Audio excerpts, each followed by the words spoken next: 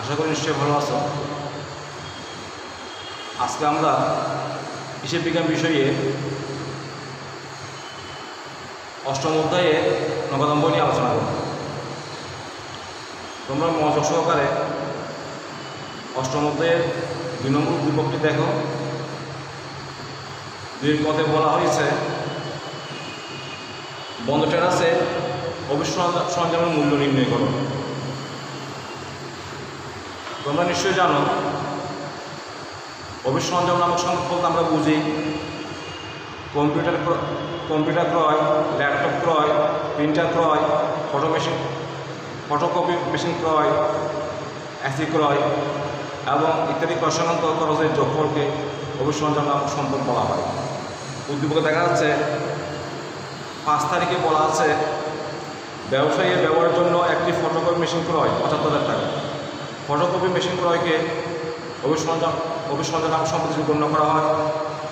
তাই আমরা প্রথমে লিখেছি 5 তারিখ ব্যবসায়ী ব্যবহারের জন্য একটি ফটোকপি মেশিন ক্রয় 75,000 টাকা।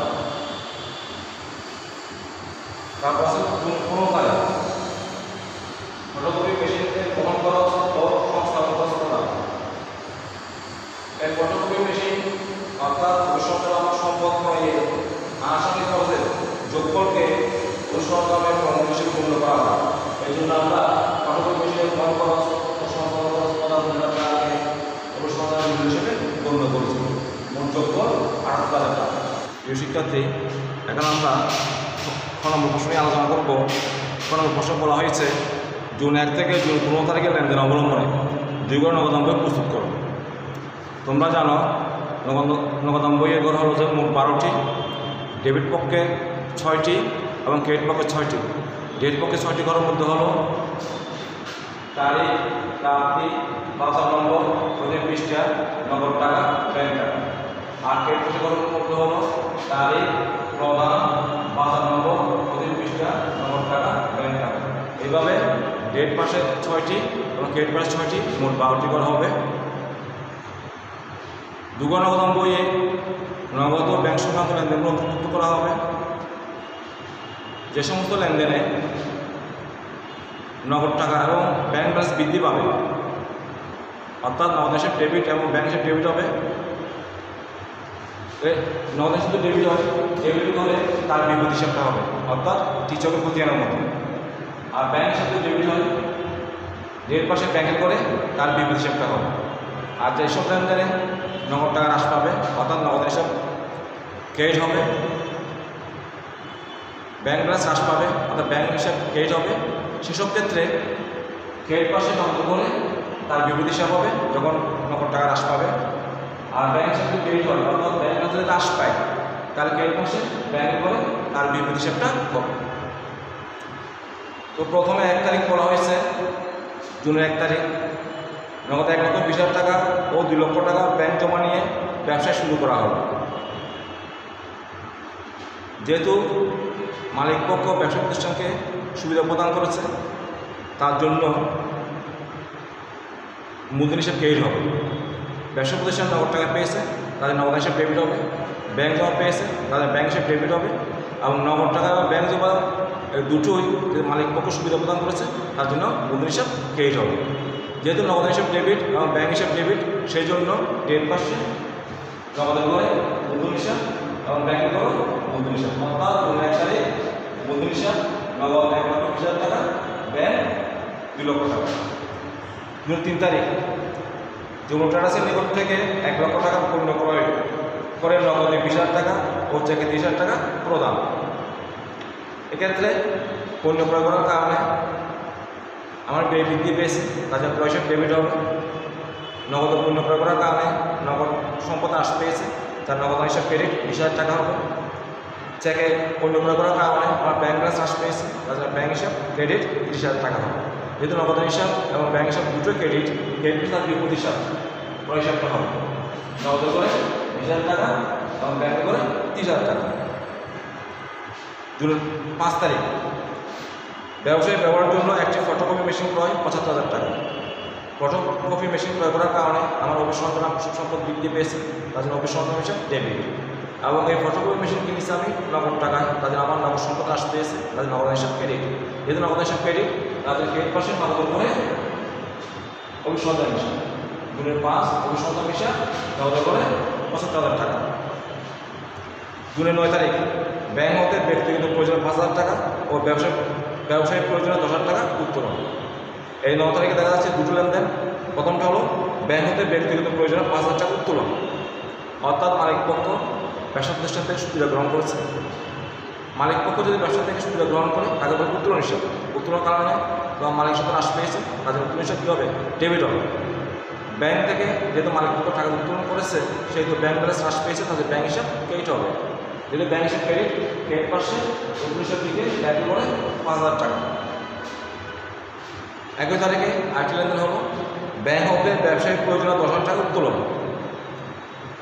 এক্ষেত্রে দেখা যাচ্ছে ব্যবসা প্রয়োজনে ব্যাংক থেকে 10,000 টাকা উত্তোলন করার কারণে ব্যবসা প্রতিষ্ঠানের মধ্যে নগদ সম্পদ 10,000 টাকা বৃদ্ধি পেয়েছে, অপরদিকে ব্যাংক ব্যালেন্স 10,000 টাকা হ্রাস পেয়েছে, অর্থাৎ নগদ হিসাব ডেবিট 10,000 টাকা এবং ব্যাংক হিসাব ক্রেডিট 10,000 টাকা। এই লেনদেনের ক্ষেত্রে লক্ষ্য করা যাচ্ছে নগদ সম্পদ বৃদ্ধি পাওয়ার পাশাপাশি ব্যাংক ব্যালেন্স হ্রাস পেয়েছে। তোমরা সবাই জানো যদি নগদ এবং ব্যাংকের মধ্যে এরকম বিপরীত সম্পর্ক হয় তাহলে একটা কন্ট্রা এন্ট্রি বলে, অর্থাৎ বিপরীত তাকিলা বলে। বিপরীত তাকিলা 299 পূর্ব দিকে এন্ট্রি করতে হবে। নগদ সম্পদ যেহেতু বৃদ্ধি পেয়েছে তাদের ডেবিট পার্সে নগদ করে ব্যাংক হিসাবে এবং ব্যাংকের মধ্যে আমরা কন্ট্রা পাওয়া দিয়েছি। ব্যাংক থেকে উত্তোলন করার কারণে ব্যবসার জন্য ব্যাংক ব্যালেন্স হ্রাস পেয়েছে, তার জন্য ক্রেডিট পার্সে ব্যাংকে করে নগদ হিসাবে কন্ট্রা পাওয়া দিতে হয়েছে ব্যাংকের মধ্যে। এরপর আসে আমরা জুনের 15 তারিখ ফটোকপি মেশিনের বহন খরচ ও সংস্থান খরচ প্রদান মোট 3,000 টাকা। তাহলে ফটোকপি মেশিনের বহন খরচ সংস্থান খরচ প্রদানের কারণে আমার অভিসরঞ্জাম সম্পদ বৃদ্ধি পেয়েছে, তার জন্য অভিসরঞ্জাম ডেবিট এবং এই খরচগুলো নগদ প্রদান করার কারণে আমার নগদ সম্পদ হ্রাস পেয়েছে, তাদের নগদ হিসাব ক্রেডিট। যেহেতু নগদ হিসাব ক্রেডিট সেই জন্য ক্রেডিট পার্সেন্ট নগদ করে অভিসরঞ্জাম হিসাব হবে। এখন উদ্বৃত্ত বের করবে। উদ্বৃত্ত বের করার নিয়ম হলো যে পাশে যোগফল বেশি সে পাশ থেকে কমের দিকে যোগফলটা বিয়োগ দিয়ে উদ্বৃত্ত বের করা হবে। ডেট পাশে নগদ করা আছে 1,20,000, 10,000, 1,30,000। আর ডেট পাশে যোগফল হচ্ছে 20,75, 95,000, 95,000 যোগফল কত? 98,000। 1,30,000 টাকা থেকে 8 টাকা বাদ দিলে হবে কত? 32,000 টাকা। তাহলে যে টাকা যেদিকে কম পড়বে সেদিকে আমি ক্লিক করি শেষ দিন জুন মাসের 30 দিনে 30 তারিখ ব্যালেন্স সিডি লিখে 25,000 টাকা লিখবো, অর্থাৎ যে টাকা কম পড়ছে সেটি আমরা লিখব।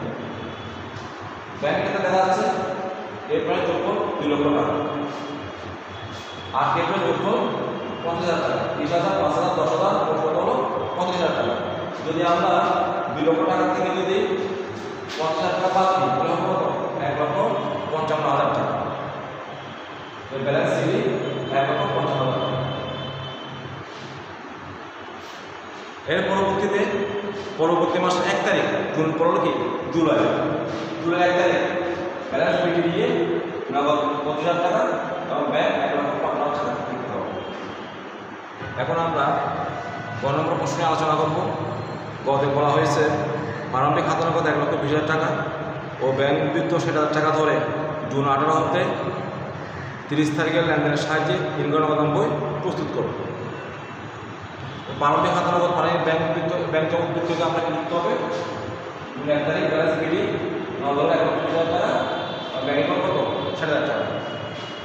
18 তারিখ ব্যাংক কর্তৃক প্রাপ্য বিল আদায় 25,000 টাকা ও প্রতিবিল পরিশোধ 15,000 টাকা।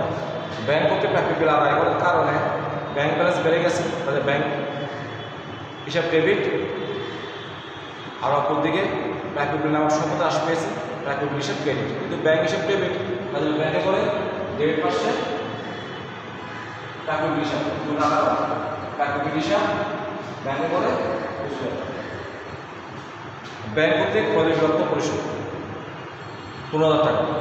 ব্যাংক কর্তৃক প্রতিবিপ্রাপ্ত পরিশোধ করার কারণে আমার ব্যাংক ব্যালেন্স হ্রাস পেয়েছে, কাজে এটা হবে ক্রেডিট পাচ্ছে ব্যাংকে করে তার বিপরীত হিসাব।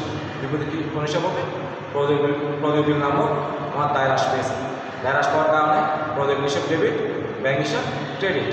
যেহেতু ব্যাংক হিসাব ক্রেডিট, ক্রেডিট মাসে ব্যাংক করে প্রদেয় হিসাব।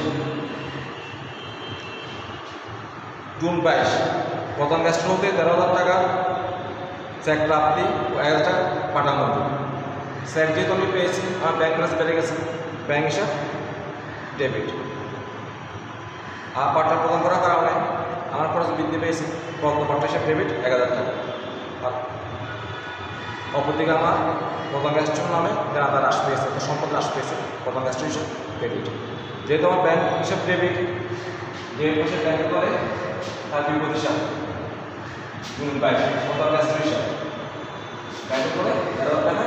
আর যেহেতু আমি পাট্টা প্রদান করেছি তাদের প্রদত্ত পাট্টা করে 1,000 টাকা।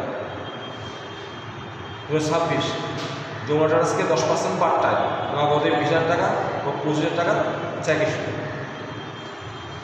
এক্ষেত্রে একটু খেয়াল করো, যমুনা স্টোর আমার থেকে নিশ্চয়ই টাকা বেশি পেত। 10% নগদ পাট্টা খরচানোর পর আমি তাকে নগদে দিয়েছি 20,000 টাকা এবং চেক ইস্যু করেছি 25,000 টাকা, অর্থাৎ আমি তাকে প্রদান করেছি মোট 50,000 টাকা। এই যে 50,000 টাকা আমি প্রদান করেছি, এটা 10% পাট্টা কর্তনের পর। দেখো এক্ষেত্রে আমার প্রাপ্ত পাট্টার পরিমাণ কত হবে সেটা নির্ণয় করতে হবে। প্রতি 100 টাকায় পাট্টা দিয়েছি 10 টাকা, পাট্টা কর্তনের পর আমি দিয়েছি কত 90 টাকা। 90 টাকা পাট্টা কর্তনের পর যদি আমি 90 টাকা তাকে প্রদান করে থাকি, পাট্টার পরিমাণ কত ছিল 10 টাকা। আমরা এইভাবে সেটা হিসাব করবে, পাট্টা বাদে 10 টাকা প্রদান করলে পাট্টার পরিমাণ কত 10 টাকা। আর নগদ পাট্টা বাদে 1 টাকা প্রদান করলে পাট্টার পরিমাণ কত কম, 90 দিয়ে 10 টাকা। আর যদি নগদ চেকে আমি প্রদান করছি তাকে কত 50,000 টাকা। 50 টাকা প্রদান করলে পাট্টার পরিমাণ হবে বেশি, 90 করে 10-কে 50,000 টাকা দিয়ে গুণ, পাট্টার পরিমাণ কত 5,000 টাকা। প্রাপ্ত পাট্টার পরিমাণ কত হবে 5,000 টাকা। নগদ টাকা দিয়েছি কিনা, নগদ টাকা 20,000 টাকা হ্রাস পেয়েছে। চেক ইস্যু করছি কিনা, আমার ব্যাংক ব্যালেন্স হ্রাস পেয়েছে 25,000 টাকা, তাদের ব্যাংকে করে পেড পয়সা দিচ্ছে কত 25,000 টাকা। টাকা প্রদান করছি না আমাদের জমা ট্যাক্স, তাহলে নগদ ব্যাংকের নির্দেশের প্রতি জমা ট্যাক্স হিসাব 26 তারিখ জমা ট্যাক্স হিসাব প্রাপ্ত পাট্টা করে 5,000 টাকা, নগদে করে 20,000 টাকা, ব্যাংকে করে 25,000 টাকা। অর্থাৎ সে আমার থেকে 50,000 টাকা পেত, 5% অর্থাৎ 5,000 টাকা আমি তার থেকে ছাড় পেয়েছি, তো টাকার মধ্যে পেয়েছি, এটা আমার জন্য প্রাপ্ত পাট্টা। এবং নগদ দিয়েছি 20,000 টাকা এবং চাকরি প্রদান করছি 25,000 টাকা। এরপর 30 তারিখ ব্যাংক সুদ মঞ্জুর করলো 500 টাকা। ব্যাংক সুদ মঞ্জুর করার কারণে আমার ব্যাংক ব্যালেন্স বেড়ে গিয়েছে, তো ব্যাংক হিসাব ডেবিট। আর ব্যাংক সুদটা আমার আয় বৃদ্ধি ক্রেডিট হয়, তাহলে ব্যাংক সুদ হিসাব ক্রেডিট হবে। যেহেতু ব্যাংক হিসাব ডেবিট পাশে ব্যাংকে করে তার বিপরীত হিসাব, অর্থাৎ ব্যাংক সুদ হিসাব। ব্যাংক চার্জ কর্তন করলো 1,000 টাকা। ব্যাংক চার্জ কর্তন করার কারণে আমার ব্যাংক ব্যালেন্স হ্রাস পেয়েছে, অপরদিকে ব্যাংক চার্জ নামক আমার খরচ বৃদ্ধি পেয়েছে। খরচ বৃদ্ধি পাওয়ার কারণে ব্যাংক চার্জ হিসেবে ডেবিট, আর এদিকে ব্যাংক ব্যালেন্স হ্রাস পাওয়ার কারণে ব্যাংক হিসেব ক্রেডিট। যেহেতু ব্যাংক হিসেব ক্রেডিট, সেই জন্য ক্রেডিট পাশে ব্যাংকে করে তার বিপরীত হিসাব ব্যাংক চার্জ হিসাব। দেখা যাচ্ছে বর্তমান 1,000 টাকা হিসাব ক্লোজ করা হয়নি এবং এটা কোনো উদ্বৃত্ত বের করা হয়নি, কারণ পাট্টার ক্ষেত্রে হিসাব ক্লোজ করা হবে না এবং উদ্বৃত্ত বের করা হবে। আর প্রাপ্ত পাট্টা 5,000 টাকা। ডেট পাট্টা আমাদের যোগ করে 1,20,000 টাকা, আর ডেট পাট্টা আমাদের যোগ করে 20,000 টাকা। দেখা যাচ্ছে 1,000 টাকা ডেট পাট্টা করা। একটা জিনিস লক্ষ্য নিয়ে যে নগদ বইতে সবসময় কী হবে, ডেবিট উদ্বৃত্ত হবে অথবা দুদিকের যোগফল সমান হবে, অথবা উদ্বৃত্ত হবে না, কিন্তু কখনো ডেট উদ্বৃত্ত প্রকাশ করতে পারে না। সেই জন্য আমরা প্রথমে দেখবো ডেট প্লাস যোগফলটা বেশি, 1,20,000 টাকা। 1,20,000 টাকা থেকে ডেট প্লাস যোগফল 20,000 টাকা বাদ দিলে আমার 1,000 টাকা হলো কি ব্যালেন্স সি। এবং ব্যালেন্স দিতে হবে যে মাসের আমরা করবো সেই মাসের 6 তারিখ। জুন মাস যে 30 দিনের তাদেরকে দিতে হবে জুন 30 ব্যালেন্স সিটি 1 লক্ষ টাকা। ব্যাংক উভয় উদ্বৃত্ত প্রকাশ করতে পারে, ডেবিট উদ্বৃত্ত প্রকাশ করতে পারে, ক্রেডিট উদ্বৃত্ত প্রকাশ করতে পারে। কারণ দেখা যাচ্ছে এই অঙ্কটার মধ্যে ডেট প্লাস যোগফল বেশি, ডেট প্লাস যোগফল কত 18,500, আর ক্রেডিট প্লাস যোগফল কত 61,000 টাকা। 98,500 টাকা, 61,000 টাকা বাদ দিলে হবে কত? 57,500 টাকা। আর পরবর্তী মাসে 1 তারিখ ব্যালেন্স বিল হিসেবে দিতে হয়, ব্যালেন্স বিল 9,100 টাকা এবং ব্যাংকে করে 57,500 টাকা, কত টাকা সিডি হবে, টাকা কী হবে? বিল হবে। তোমরা ঘরের মধ্যে বসে ভালো মধ্যে অঙ্কটা অনুশীলন করবে এবং সৃষ্টিকর্তার কাছে প্রার্থনা করি তোমরা সুস্থ থাকো, ভালো থাকো। সবাইকে ধন্যবাদ।